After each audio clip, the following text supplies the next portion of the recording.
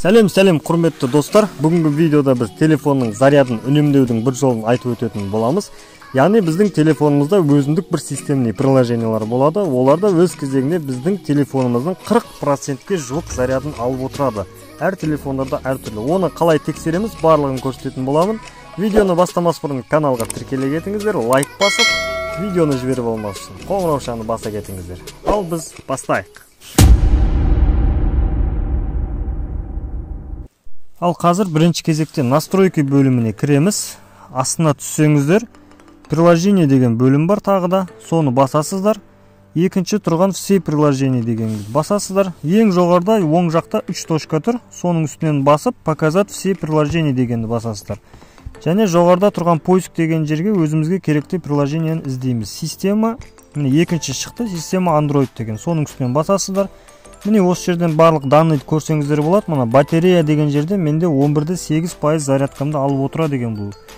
Яғни бұл көп телефондарда 40%-ға жуық телефон зарядын алып отыруы мүмкін.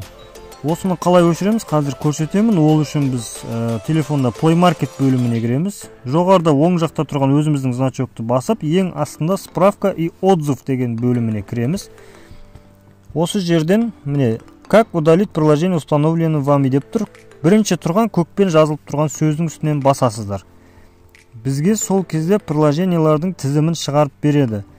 Біз өзімізге керекті приложениені таңдау үшін ең астында еще деген батырма тұр.